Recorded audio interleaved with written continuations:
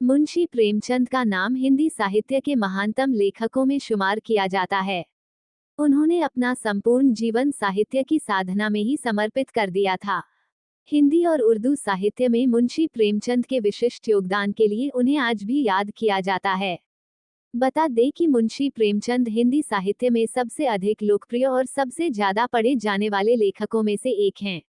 उन्होंने अपने जीवन में 300 से अधिक कहानियां, 1 दर्जन से अधिक उपन्यास, निबंध, आलोचना, लेख और संस्मरण जैसी अनेक विधाओं में साहित्य का सृजन किया। इसके साथ ही उन्होंने हिंदी पत्रकारिता के क्षेत्र में अपना अहम योगदान दिया था, जहां मुंशी जी ने माधुरी, हंस और मर्यादा जैसी लोकप्रिय पत्रिकाओं का संपादन किया था। क्या आप जानते हैं, उपन्यास के क्षेत्र में उनके विशेष योगदान को देखकर बंगाल के प्रसिद्ध उपन्यासकार शरत चंद्र चट्टोपाध्याय ने उन्हें उपन्यास सम्राट कहकर संबोधित किया था। आइए जानते हैं हिंदी साहित्य के महान लेखक मुंशी प्रेमचंद का जीवन परिचय और उनकी साहित्यिक उपलब्धियों के बारे में। मुंशी प्रेमचंद का आरंभिक जीवन। हिंदी साहित्य के विख्यात साहित्यकार मुंशी प्रेमचंद का जन्म 31 जुलाई 1880 को वाराणसी के निकट लम्ही गांव में हुआ था। प्रेमचंद का मूल नाम धनपत राया था, किंतु वे अपनी कहानियां उर्दू में नवाब राया नाम से लिखते थे। उनके पिता का नाम अजायब राय था और वह डाकखाने में साधारण सी नौकरी करते थे। बचपन से ही प्रेमचंद का जीवन संघर्षों भरा रहा था। वे जब 08 वर्ष के थे तभी उनकी माता आनंदी देवी का देहांत हो गया था। उनके पिताजी ने दूसरा विवाह कर लिया, लेकिन प्रेमचंद मां के प्यार और स्नेह से हमेशा वंचित रहे। वकील बनने का था सपना। मुंशी प्रेमचंद का मात्र 15 वर्ष की आयु में बाल विवाह हो गया था। उस समय वह हाई स्कूल में थे, लेकिन 1 वर्ष के बाद ही उनके निधन हो गया। इसके बाद अचानक ही पूरी गृहस्थी और खर्च का बोझ मुंशी जी के कंधों पर आ गया। वह बचपन से ही पढ़ने के शौकीन थे। उन्होंने वर्ष 1898 में मैट्रिक की परीक्षा पास की और एक स्थानीय विद्यालय में शिक्षक नियुक्त हो गए। परिवार की देखरेख के साथ साथ मुंशी जी ने अपनी पढ़ाई जारी रखी और वर्ष 1910 में फारसी, दर्शन, अंग्रेजी और इतिहास विषय के साथ इंटरमीडिएट की परीक्षा पास की।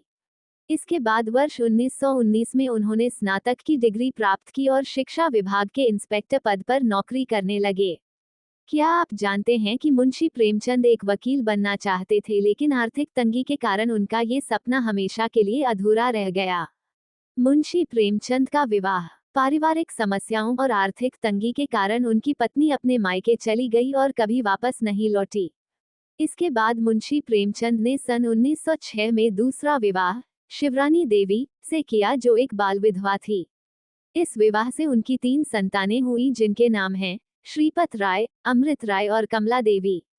बता दें कि शिवरानी देवी द्वारा लिखित प्रेमचंद घर में नाम से मुंशी प्रेमचंद की जीवनी सन 1944 में प्रकाशित हुई, जिसमें मुंशी जी के व्यक्तित्व के उस हिस्से को उजागर किया गया जिससे लोग अभी तक अनभिज्ञ थे। इसके बाद उनके पुत्र अमृत राय ने कलम का सिपाही नाम से उनकी जीवन लिखी, जो सन 1962 में प्रकाशित हुई। मिल गया नया नाम प्रेमचंद। मुंशी प्रेमचंद ने साहित्य की साधना मात्र 13 वर्ष की अल्पायु से ही शुरू कर दी थी। उन्होंने अपनी शुरुआती रचनाएं उर्दू भाषा में नवाब राया नाम से लिखनी शुरू की थी। ये वो दौर था जब मुल्क ब्रिटिश हुकूमत के अधीन था और देश भर में आज़ादी के लिए अनेकों आंदोलन हो रहे थे। प्रेमचंद ने भी आवाम पर हो रहे शोषण, दुख, दर्द और ज्यादती को गहराई से समझा और उसे अपनी लेखनी का आधार बनाया। वर्ष 1910 में उनकी उर्दू रचना सोजे वतन की प्रतियों को ब्रिटिश हुकूमत ने जब्त कर लिया और उस पर प्रतिबंध लगा दिया।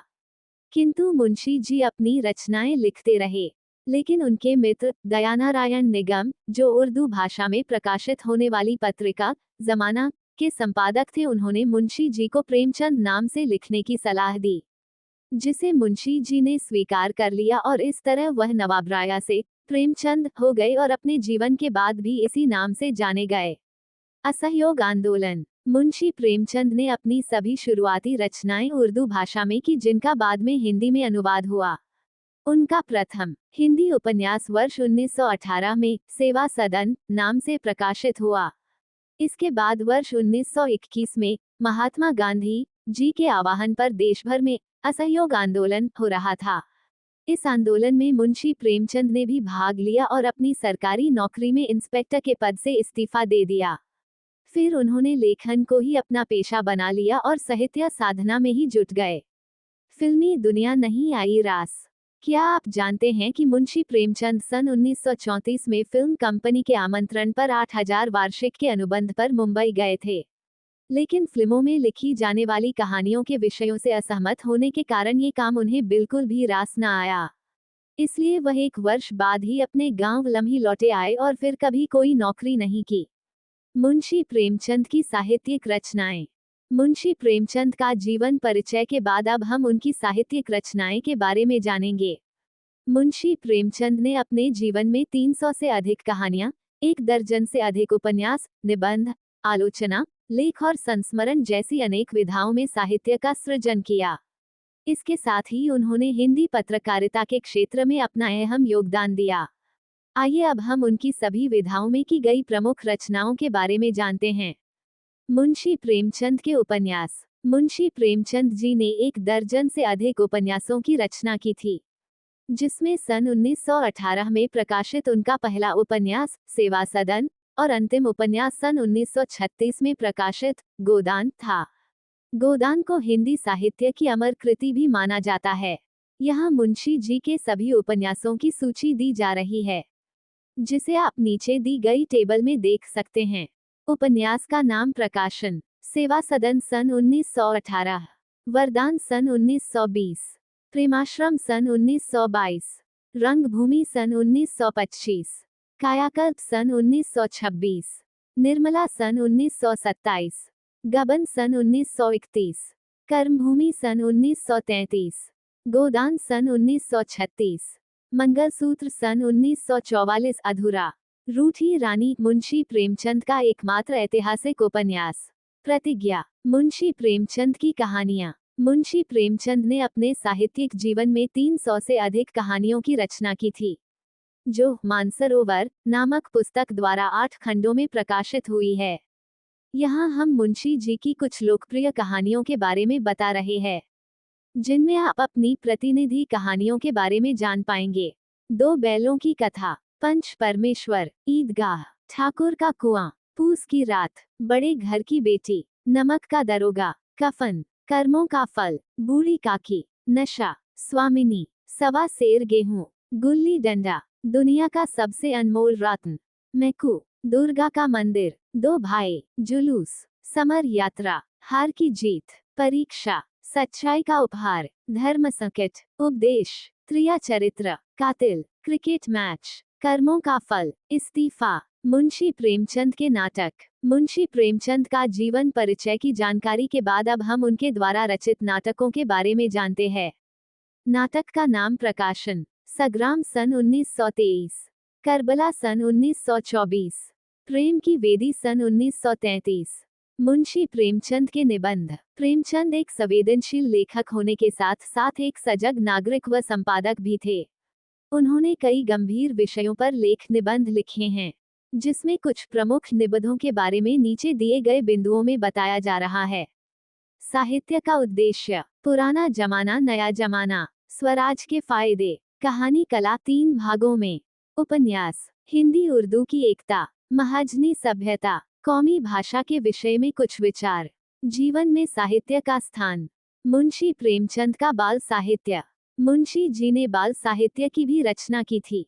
यहाँ उनके बाल साहित्य की रचनाओं के बारे में जानकारी दी जा रही है। रामकथा, दुर्गादास, कुत्ते की कहानी, जंगल की कहानियाँ, प्रेमचंद के विचार। यहाँ मुंशी प्रेमचंद के लेखों में उनके द्वारा व्यक्त विचारों के संकलन की जानकारी दी जा रही है, जो कि इस प्रकार हैं। प्रेमचंद, विविध प्रसंग, अमृत राया द्वारा संपादित। प्रेमचंद के विचार 3 खंडों में। संपादन कार्य। मुंशी प्रेमचंद जी ने साहित्य की रचना के साथ साथ माधुरी और मर्यादा नामक पत्रिकाओं का संपादन कार्य किया। इसके साथ ही उन्होंने स्वयं का प्रास खोलकर जागरण नामक समाचार पत्र और हंस नामक मासिक साहित्यिक पत्रिका निकाली।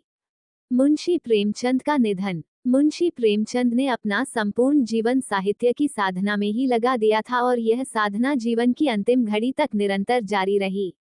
सन 1936 के जून मास से ही उनका स्वास्थ्य दिन प्रतिदिन बिगड़ने लगा था, किंतु वह अपनी साहित्य साधना से तनिक भी विचलित नहीं हुए और इस दौरान ही उन्होंने मंगलसूत्र उपन्यास की रचना करना शुरू कर दिया था।